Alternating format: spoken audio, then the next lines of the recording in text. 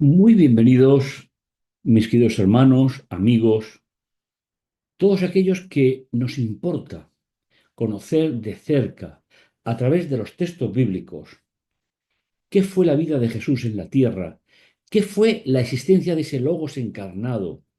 Y sobre todo, en la serie del Evangelio de Juan, lo estamos haciendo, lo hemos hecho a través de este Evangelio propiamente dicho. Estamos en el capítulo 12.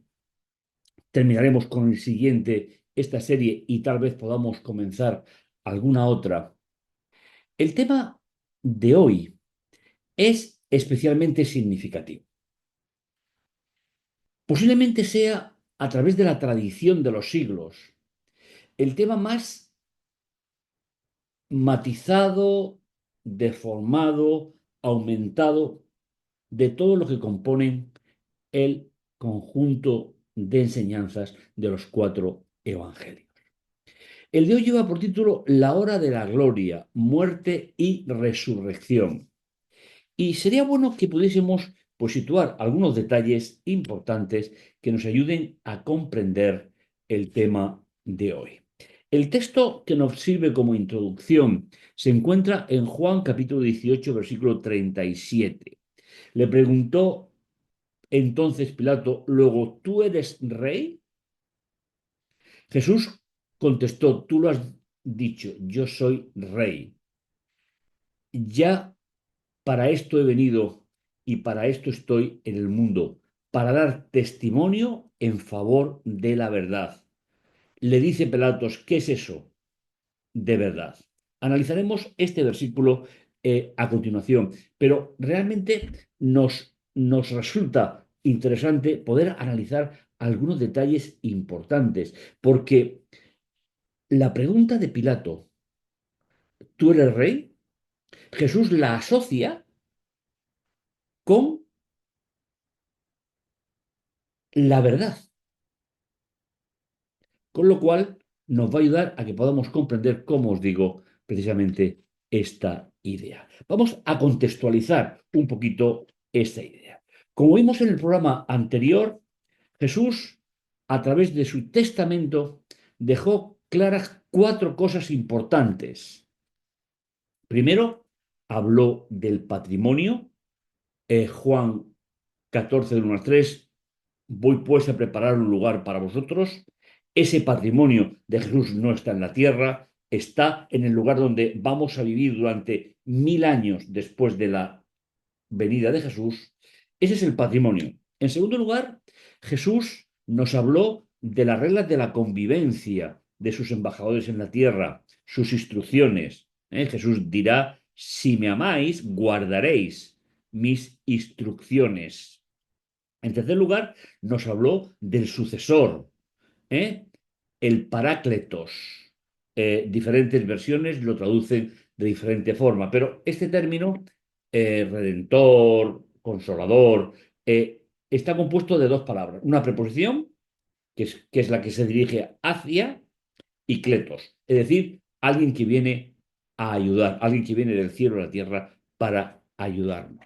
Y el cuarto punto importante del testamento de Jesús lo encontramos en el capítulo 17, donde Jesús, para dar vigencia a ese testamento, Jesús realiza la oración patriarcal, porque finalmente los testamentos no estaban relacionados con las oraciones sacerdotales, ese es un concepto medieval, sino con la idea de un patriarca que se reúne con sus familiares, con sus descendientes y establece estos cuatro puntos. Hablar del patrimonio, las reglas de convivencia, quién es el sucesor y finalmente eso se sellaba todo con una oración como patriarca de la familia. Desde hace muchos siglos y desde la profundidad de la oscuridad de la Edad Media, la cristiandad ha ensalzado la cruz por encima de muchos otros aspectos, cuando en la época tan solo era un instrumento de tortura y humillación romana. Y eso se ha ensalzado prácticamente dejando en un lugar de dependencia de la cruz la muerte del Mesías. La cruz, tal y como aparece en los anales del Imperio Romano, tenía unos objetivos determinados. En primer lugar, estaba reservada para esclavos, rebeldes o criminales. Con lo cual, Jesús no encaja aquí como punto de partida y consistía en clavar sobre una madera, ¿eh?, a las personas que eran ajusticiadas por la ley. Debemos de intentar que esa devoción profunda sobre el símbolo del martirio por encima de quien murió en él, es muy posible que pasados los siglos ya sea el momento para que podamos colocar cada cosa en el lugar que le corresponde. Entiendo que ya es hora de rescatar la figura del que murió por encima del lugar donde murió. Me gusta pensar que si Jesús hubiese muerto en la Revolución Francesa, por ejemplo, Jesús hubiese sido muerto por la guillotina. Con lo cual, estamos hablando de un método propio de la época que, aun teniendo un respaldo puramente bíblico, no pasa de ser anecdótico frente a quién murió en esa cruz, simplemente porque no era ni un esclavo, ni un rebelde, ni un criminal, ni tampoco un sedicioso. Esa es la particularidad.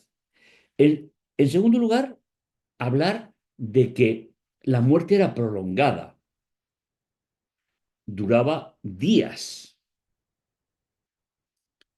Y hay que resaltar en el texto, hay que resaltar la idea de la rapidez de la muerte de Jesús. Esto nos lleva a pensar algo importante y trascendente, y es que si bien es cierto que la cruz hirió profundamente a Jesús, la cruz no mató a Jesús. Sabemos por la Escritura que el detonante de la muerte del Salvador fue el pecado de la humanidad. Esa expresión que Juan había empleado desde el principio, este es el Cordero de Dios que quita el pecado del mundo, es el momento. Es el momento de extraer el pecado de la humanidad, pecado como concepto, no como idea particular de cada uno de nosotros, para sacarlo del mundo y llevarlo al santuario celestial. Jesús fue herido en la cruz, fue profundamente herido en la cruz, pero la cruz no mató a Jesús. Quien mató a Jesús fue el pecado de la humanidad. Un dato también muy importante que la tradición olvidó muy pronto y que prácticamente nunca se ha recuperado la idea original. La cruz, permitirme matizar un poco el tema, es insignificante frente al que murió en ella. Creo que es importante para nuestra reflexión. Los textos del programa de hoy, ya situando todo este contexto, nos vamos a ver en los capítulos 19, 18, 19, 20, con porciones seleccionadas que nos permitan tener una visión general de ese momento. Jesús ante Pilato. De la casa del sumo sacerdote llevaron a Jesús a la casa del embajador del Imperio Romano en Jerusalén. Era de madrugada. Ellos no entraron en esa casa para no contaminarse. Y nos da Juan un detalle importante y poder así comer de la Pascua. Aquí estamos hablando de un concepto de contaminación extraído de la tradición oral judía, no de la Biblia. Con lo cual, ellos pensaban que pisar esos lugares que representaban al invasor romano les impediría llegar a participar aquella misma noche, aquella misma tarde de la Pascua. Salió entonces Pilato, ya que ellos no quisieron entrar, y le preguntó, ¿qué acusación traéis contra este hombre, contra este ser humano? Ellos le respondieron, si este no fuese un malhechor, no te lo habríamos entregado. Es decir, si esclavos, rebeldes o criminales eran los motivos para que los judíos pudiesen entregar al imperio a un ser humano, ellos no contestan a la pregunta, simplemente hacen una afirmación evasiva. Si no fuese un delincuente, nosotros no te lo habríamos traído. Pilato intentó que la falta de justificación por parte de los dirigentes de la nación judía, y le dice, haceos vosotros cargo de él y juzgadlo según vuestra ley. Y fijaos la intención en el versículo 31 que conlleva esta escena. Si hubiese sido juzgado por la ley, inclusive de la tradición oral, a lo máximo que podían llegar era a dar 39 latigazos, incluso repetir los 39 las veces que hiciera falta. Pero no les estaba permitido quitar la muerte, quitar la vida.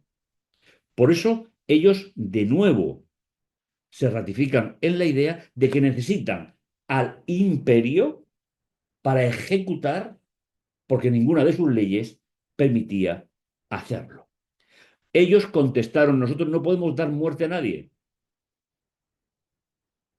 Así se cumplirá lo que ha dicho Jesús cuando indicó de qué muerte iba a morir. El versículo 32 es un comentario de Juan que permite al lector situarse en el contexto. Jesús había anunciado, y lo hemos visto en la serie, cómo iba a morir y llegaba el momento de que esa circunstancia especial se ejecutara. He aquí el ser humano. Pilato replicó, ¿qué es la verdad? Y en este versículo tenemos un contraste. Ya sabéis que el ser humano nos solemos mover por contrastes en las ideas para poder tomar una posición. Él pregunta, ¿qué es la verdad? Y volvió a salir y les dijo, no encuentro ningún delito en él. Pero es costumbre entre vosotros, una idea genial, querer quitarse de en medio el problema, pues aduciendo a una tradición de la propia legislación, de la tradición oral del momento. Es costumbre entre vosotros que os ponga en libertad a uno por la Pascua. ¿Queréis, pues, que os ponga en libertad al rey de los judíos? Y ellos respondieron a gritos, a ese no, a Barrabás. Porque Barrabás sí que estaba allí por formar parte de uno de los tres elementos fundamentales para la decisión. Es decir, o era esclavo, o era rebelde, o era criminal. En este caso se le aplicaría la tercera de las cuestiones que van precedidas al martirio de una persona. Pilato entonces tomó a Jesús, mandó azotarle, también era algo que se hacía previamente al sacrificio, y finalmente los soldados trenzaron una corona de espinas, se la pusieron en la cabeza le vistieron un manto rojo. Después se acercaron a él y le dicen, salve el rey de los judíos, el tiempo que le daban bofetadas. Jesús, como hijo humano de María, pertenecía a la tribu de Judá. Jesús era príncipe en Israel a través de la tribu, descendiente de David, de Salomón. Pero el título que le corresponde por dinastía, aquí se utiliza como un arma arrojadiza contra él. Volvió de nuevo a salir Pilato y le dijo, mirad, os lo voy a traer aquí para que sepáis que no encuentro ningún delito en él. Es decir, no puedo encasillarlo en los motivos por los cuales vosotros traéis a vuestros delincuentes. A mí me gustaría aquí hacer una salvedad. No sabemos cuántas personas estaban visualizando todo esto. Los relatos hablan de los dirigentes, el sumo sacerdote de guardia, la guardia del templo, etcétera, etcétera. Pero no implica al pueblo. En este caso, como en tantos casos donde el pecado se apodera del ser humano, el pecado nunca es colectivo. El pecado es individual en todos los casos. Es verdad que nos podemos juntar dos o tres para hacer un delito, pero finalmente no es colectivo, repito, es individual. Y el embajador del imperio les dice, es que no encuentro ningún delito en él. Salió entonces coronado de espinas, con el manto de púrpura. Aquí tenéis al ser humano. Los emperadores, los reyes, solían utilizar coronas de laurel, que era el símbolo en el imperio, sobre todo griego y pasó al romano, de la inmortalidad de los reyes. De hecho, en los Juegos Olímpicos, uno de los premios que se le daba a los ganadores era esa corona de laurel. Para humillarlo más todavía, esa corona se transformó en una corona de espinas, con lo cual ya empezó a herir. Y hemos dicho al principio, y quiero o me gustaría hacer mucho hincapié en esta idea, herir a Jesús, sí, la corona de espinas, la tortura de la cruz, hirieron profundamente su cuerpo y su vida, pero no fueron el detonante de su muerte. Consumado es. Tomaron pues a Jesús, que cargando su cruz salió hacia el lugar llamado de la calavera. Aquí tenemos que tener en cuenta que según la costumbre de la época, la cruz no se cargaba completamente. También la tradición, la literatura, el arte han masificado todos estos detalles. El poste vertical estaba situado y cogido ya a lo largo de las carreteras, de los caminos, en lugar de la ejecución.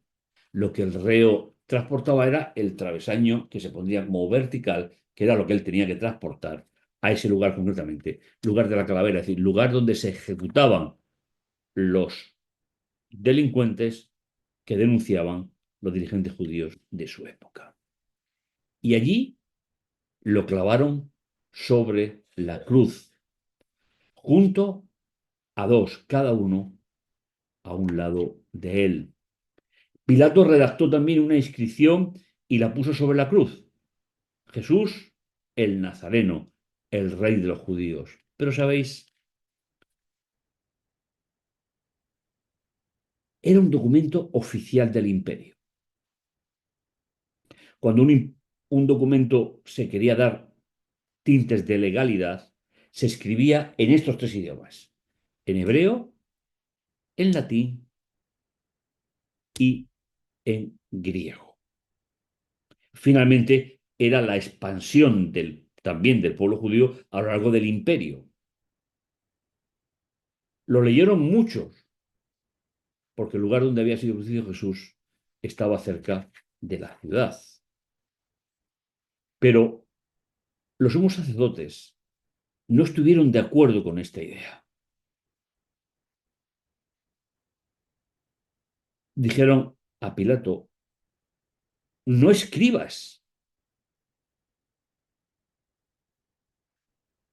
el rey de los judíos, sino este ha dicho, se ha declarado rey de los judíos. Finalmente, estuvieron tratando de implicar a Jesús en un delito de sedición contra el imperio, porque de otra manera no habría sido ejecutado. Y siempre estamos hablando de la parte humana. Jesús vino para lo que vino, el Logos encarnado tenía una misión determinada, tenía que poner su sangre para transportar el pecado al santuario del cielo. Por lo tanto, aquí simplemente les molestaba que pusiera rey de los judíos y preferían la otra opción. Pilato respondió, lo que he escrito, escrito está.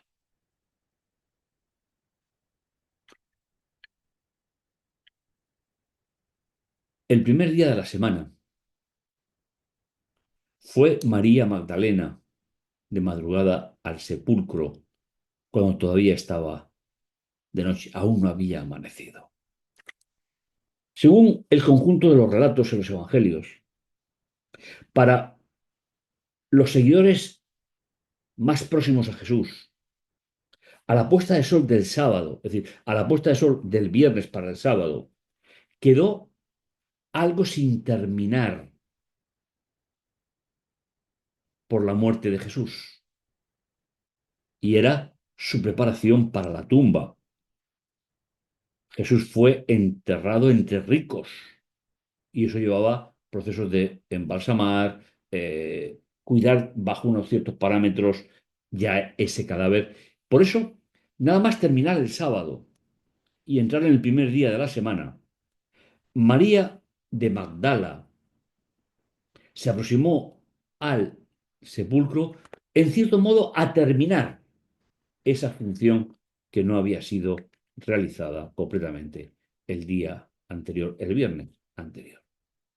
Echó a correr y llegó hasta Simón Pedro y el otro discípulo a quien Jesús quería, es decir, el propio autor del Evangelio, le dijo, se han llevado del sepulcro al Señor y no sabemos dónde lo han puesto.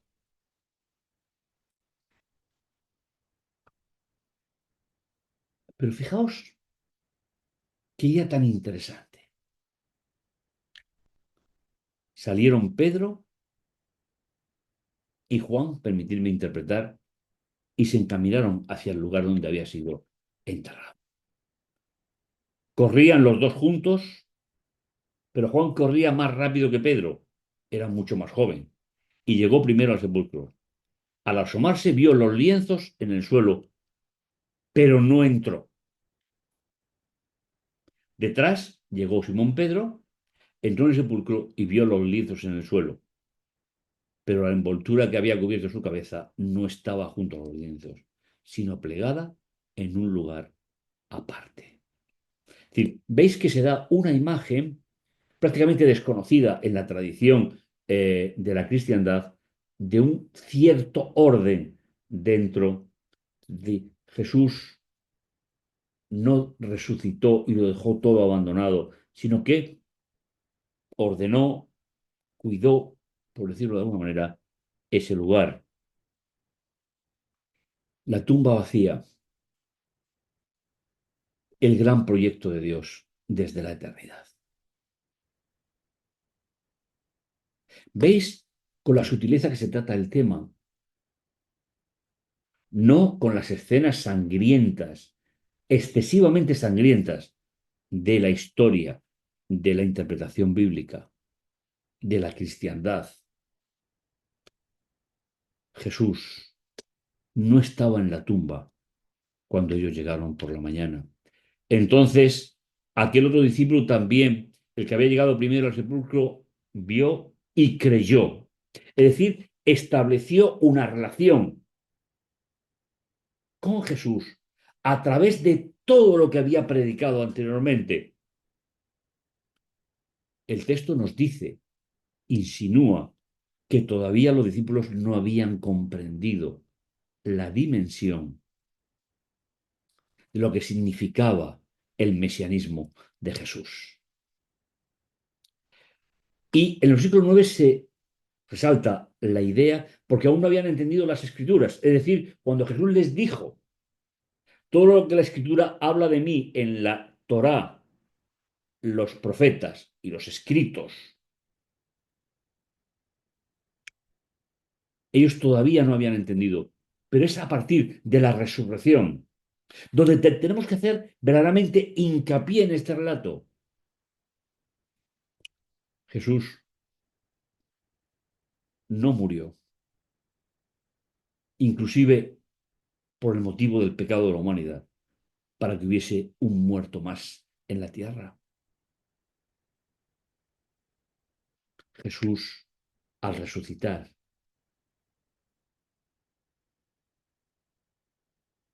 antecede la resurrección de sus discípulos, tanto los históricos, los espirituales, a lo largo de toda la historia, hasta su regreso. No es para un muerto más, es para la resurrección global de todos sus seguidores a lo largo de la historia. Así que otra vez los discípulos fueron a los suyos, a su mundo, a su familia.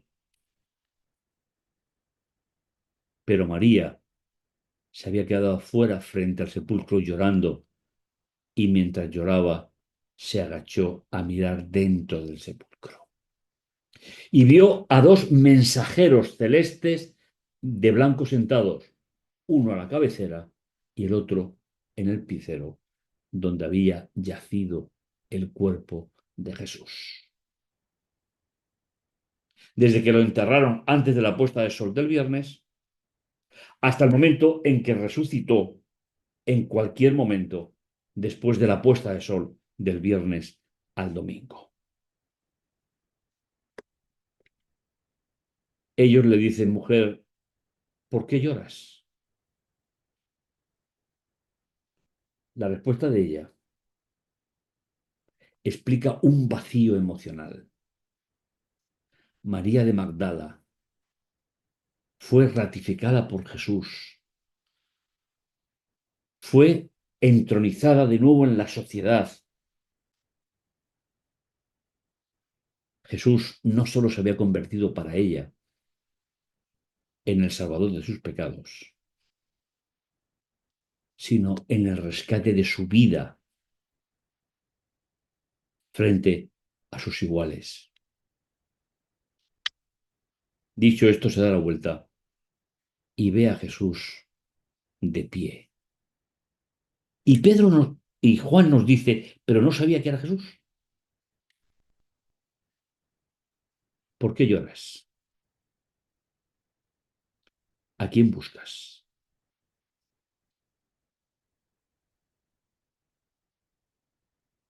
Ella, pensando que era el que cuidaba el huerto, le dice, Señor, si tú te lo llevaste, dímelo dónde lo pusiste y yo me llevaré sus exequias. Jesús le dijo, Miriam. Y ella, volviéndose, le dice en arameo, Raboni.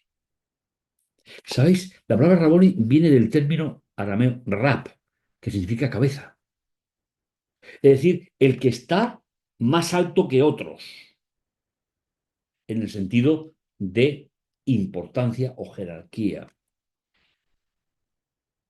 Ella le dice, gran maestro, por decirlo de alguna manera, no me retengas, porque aún no he subido al Padre. Esa era una de las grandes funciones de Jesús. Antes de poder volver a vivir los momentos finales que veremos en el siguiente y último programa de la serie, Jesús tenía que depositar el pecado en el santuario del cielo. ¿Sabéis? De la Biblia al conjunto extraemos la idea de que Dios quiere mucho al pecador, pero Dios solamente puede vivir con el pecado confesado y perdonado en el santuario. Y eso es lo que Jesús realmente, como Cordero, estaba iniciando hasta depositarlo en el cielo. María de Magdala fue a dar la buena noticia, el Evangelio a los discípulos. El Evangelio anunciado por Jesús, es decir, la buena noticia, la buena nueva anunciada por Jesús, ahora es una realidad absoluta. Y comienza el periodo del testimonio de lo que ha ocurrido, de lo que ya es una realidad en la historia. Y le manifestó. Y le dijo, he visto al Señor. Y le manifestó las cosas que le había dicho. Qué curioso que María de Magdala se convierta en la primera misionera post-eventus de la resurrección de Jesús.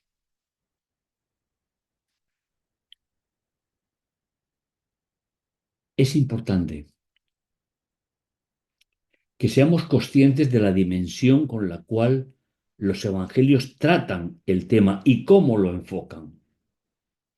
Como decíamos al principio, es muy importante que rescatemos de un largo proceso de siglos, donde se fue quitándole la importancia a lo que ocurrió sobre la cruz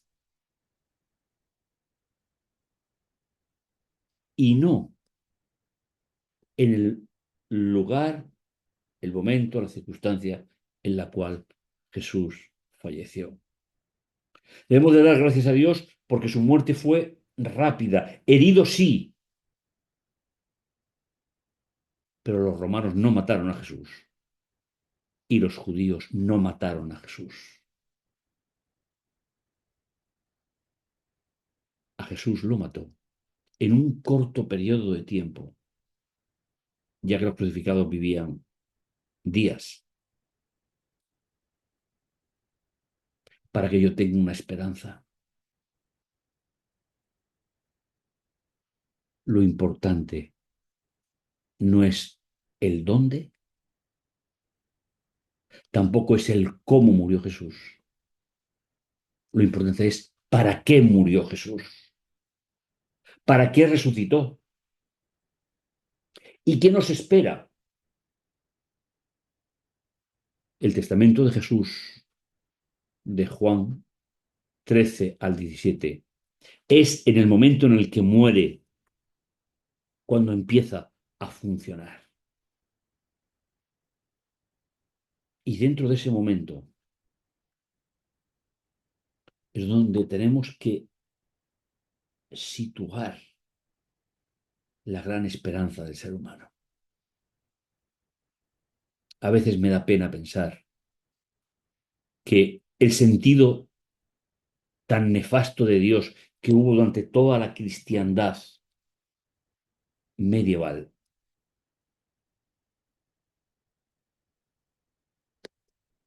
dejó casi sin valor, no para Dios, no para la Biblia, pero sí para otra segunda tradición a través de los siglos. El dolor sustituyó el verdadero valor de lo que Jesús hizo el viernes, el sábado y el domingo de aquel mes de Nisan, del año 31.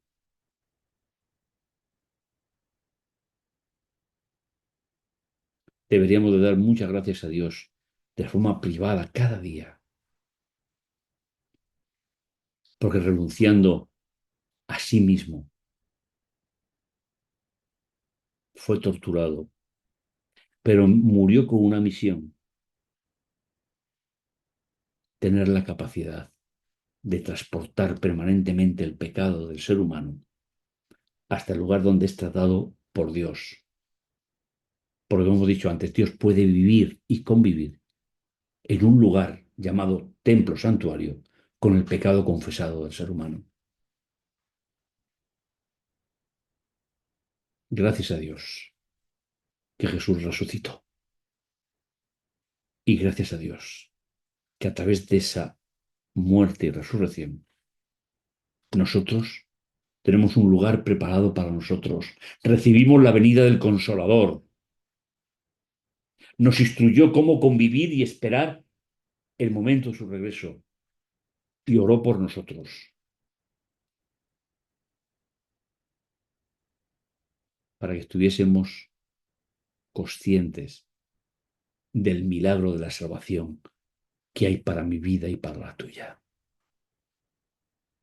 Que el Señor te bendiga, que el Señor te guarde. Y nos encontramos en el siguiente programa y último de la serie. Pero recuerda, no te pierdas a través de la literatura, del cine, de la escultura. No te pierdas, no pierdas de vista a quién murió, no cómo o sobre dónde murió. Jesús dio su vida para tratar mi pecado en el cielo. Y esa es la gracia del Evangelio, que está abierta para cada uno de nosotros. Nos encontramos y nos vemos en el siguiente programa. Que el Señor te bendiga y te guarde.